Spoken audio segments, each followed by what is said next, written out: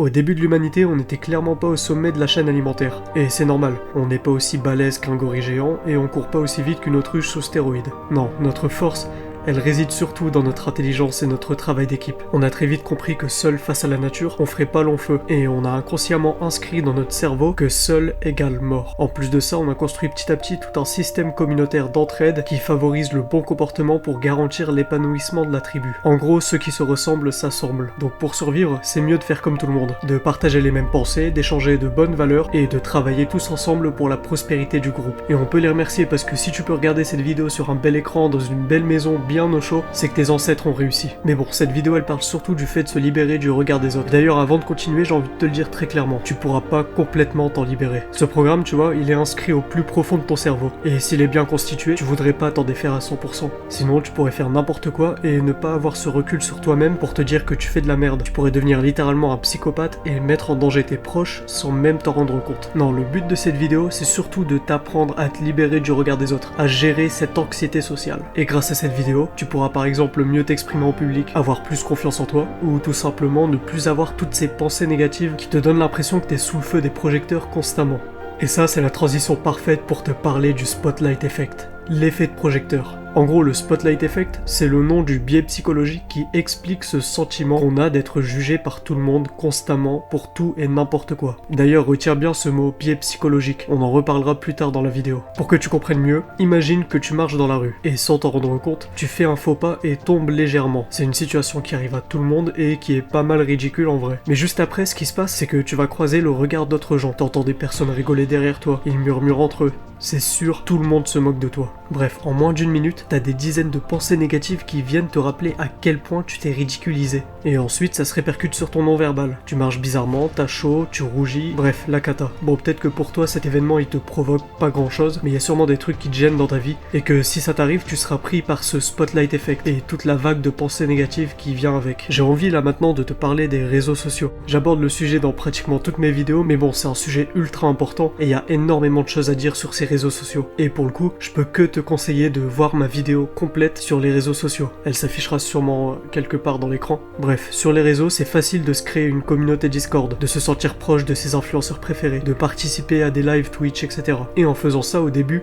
t'auras l'impression d'être sociable, d'être écouté, de te sentir proche de ta communauté. Et le tout sans avoir l'inconfort d'être possiblement jugé et scruté par tout le monde. Mais c'est ce confort qui va se transformer petit à petit en piège, puis possiblement en addiction. C'est vrai, pourquoi s'entraîner à devenir sociable, bien parler, entretenir un bon charisme, avoir de la tchatch, quand tu peux tout faire devant un écran par le biais d'un clavier. Et c'est pour ça qu'énormément de gens développent cette anxiété sociale. En gros, t'assouvis ce besoin de sociabilisation grâce à ton tel dans une réalité qui n'est pas vraiment réelle. Et quand tu reviens dans le vrai monde, tu te rends compte que c'est beaucoup plus complexe et inconfortable de se sociabiliser. Mais c'est justement cette difficulté qui rend les relations sociales si épanouissantes. On est fait pour vivre en groupe et être capable de parler à n'importe qui, que ce soit pour créer des relations, échanger des informations, des services ou des produits. Et avoir la possibilité de faussement épanouir cet aspect de notre vie, c'est littéralement comme si tu mettais un pansement sur une plaie ouverte. Et il y a de plus en plus de jeunes qui se renferment dans cette sociabilisation par peur du regard des autres. Et au final, ils ont une vie assez contradictoire, puisqu'ils utilisent les réseaux sociaux, internet, les jeux vidéo pour se donner un faux aspect d'accomplissement, alors qu'en vrai, ils ne font qu'échapper à leur vie dans le monde réel. Et maintenant que les problématiques sont posées, on va s'intéresser aux solutions pour affronter cette peur. Ce qui a marché pour moi, je l'ai appliqué sans même le savoir. On appelle ça la thérapie de l'exposition. En gros, elle permet de vaincre ses peurs en s'y exposant petit à petit. Pour simplifier, il y a 3 types d'exposition: physique, mentale ou virtuelle.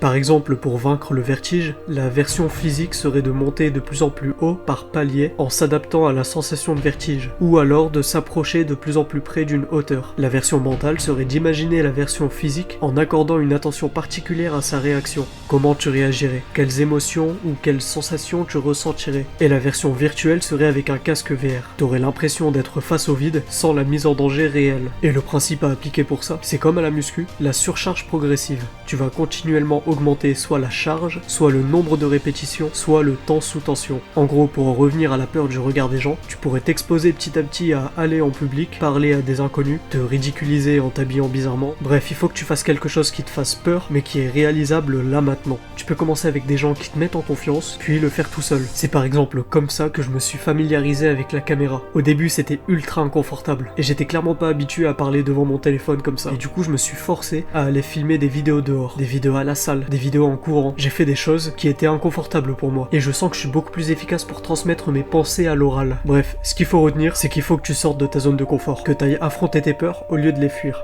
Maintenant, on va revenir au Spotlight Effect. Et je t'avais dit il y a quelques minutes de retenir le mot biais psychologique. Un biais psychologique ou cognitif, c'est une déviation dans le traitement d'une information. En gros, c'est une fausse impression d'une fausse réalité créée par un faussement des émotions. Bon, si t'as pas capté, le Spotlight Effect, c'est bullshit. Ça existe, mais seulement dans ta tête. Ça peut être lié à un traumatisme, une mauvaise expérience, à un mauvais ressenti, mais fondamentalement, rien de bien concret. Un biais psychologique, c'est juste le fait d'expliquer un comportement bizarre chez l'humain, de trouver d'où il vient et comment mieux l'aborder tout simplement. Du coup, tout ça commence avec nous-mêmes, et plus précisément nos émotions, qui fondamentalement ne sont que des molécules, des hormones, des signaux électriques dans notre cerveau. Tout ça peut être réglé en donnant l'avantage à son côté rationnel et non émotionnel. Et si tu regardes cette vidéo, c'est que t'es humain, donc t'as des émotions, ou plutôt, tu ressens des émotions. Ne dis pas je suis en colère, je suis triste, je suis déprimé, je suis anxieux, mais plutôt je ressens la colère, je ressens la tristesse, la déprime ou l'anxiété. Les mots que l'on utilise ou que l'on pense sont ultra importants, donc fais gaffe aux mots que t'emploies. Faut que tu comprennes que tes émotions te définissent pas en tant que telles. Et si tu maîtrises ta réaction aux événements de la vie sans en être victime, alors t'es vraiment un humain qui sort du lot. C'est marrant vu que connaître l'existence et le fonctionnement de ces biais ne va pas forcément t'y immuniser. Faut quand même que tu fasses le travail nécessaire pour t'en libérer. Et ça se passe dans la vraie vie. Du coup, il y a une question vraiment importante à se poser. Est-ce que tout le monde nous juge réellement? La réponse est non pour les intelligents et oui pour les débiles. Je m'explique. Tous les humains que tu vois dans la rue, c'est pas des NPC. Chacun d'entre eux ont des problèmes, des réussites, des regrets, des qualités, des défauts, bref, une vie normalement bien remplie. Croire que tous les regards sont portés sur toi, c'est comme si toi tu regardais tout le monde et que tu les jugeais constamment pour chaque personne que tu vois, alors que c'est pas le cas bien évidemment. Et là maintenant, je vais te parler d'un autre biais psychologique que j'ai gardé justement pour là maintenant dans cette vidéo. C'est le biais de faux consensus. Il nous dit qu'on a tendance à croire que tout le monde nous juge comme on se juge nous-mêmes. Et bien évidemment, on se juge très cruellement la plupart du temps. On est tous égocentrés. On se voit tous comme le centre du monde et on croit que tout le monde nous mate alors que c'est pas le cas. Par exemple, tous les événements que ton cerveau te rappelle avant de dormir, en mode tu te souviens quand t'étais en 6ème et que t'as appelé ta prof maman et que tout le monde a rigolé, bah sache que personne s'en rappelle. La seule personne qui souffre réellement de cet événement, c'est toi. Et tu souffres doublement plus que tu ne le devrais. Vois cette peur comme une flèche qui transperce ton corps. T'as la première souffrance physique de te faire toucher par la flèche, c'est par exemple le fait de se ridiculiser sur l'instant. Quelques personnes vont rigoler, murmurer et 2 heures après personne s'en rappelle. Cette souffrance elle est réelle, mais elle guérit avec le temps. La plaie se cicatrise. Sauf que tu vas te créer tout seul une autre souffrance psychologique dans ta tête. Tu vas te balancer des pensées du genre « J'ai merdé, ma vie est foutue, personne ne va m'aimer, tout le monde est contre moi, je suis nul, etc. » Et c'est dans cette souffrance que la plupart des gens restent bloqués. Alors qu'en vrai, tout le monde s'en fout. Et pour te donner un exemple, il y a beaucoup de gens qui veulent s'inscrire à la salle, mais qui ne le font pas par peur du regard des autres, parce qu'ils savent pas s'entraîner et qu'ils ont peur de demander, ou tout simplement parce qu'ils ont honte de leur condition physique et n'ont pas confiance en eux. La vérité, c'est que une fois qu'ils iront à la salle, bah ils vont se rendre compte que la plupart des gens sont bienveillants. Ils vont se rendre compte que les vrais sportifs ne les jugeront pas, bien au contraire, ils vont les aider, parce que eux aussi sont passés par là, et ils connaissent cet inconfort. Les seules personnes qui vont se moquer, c'est des débiles, souvent pas du tout sportifs, qui vont à la salle juste pour se donner une bonne conscience et mater le boule des meufs. Tu veux vraiment te limiter à cause de cafards comme eux, comme si leur avis était important? Non, en vrai, on s'en fout d'eux. Les vraies bonnes personnes ne te jugeront pas, bien au contraire, et c'est là la beauté de l'humain. Et il y a un passage que je kiffe dans la musique humanoïde de Nekfeu. Le pire c'est de capter que c'est même pas qu'on t'aimait pas, c'est juste qu'on t'ignorait. Parce que c'est tellement vrai, le monde est pas contre toi, c'est juste que tu te bloques mentalement en croyant ça pour éviter l'inconfort de te sociabiliser. Sur ce, reste discipliné et deviens une force positive pour le monde. Salut.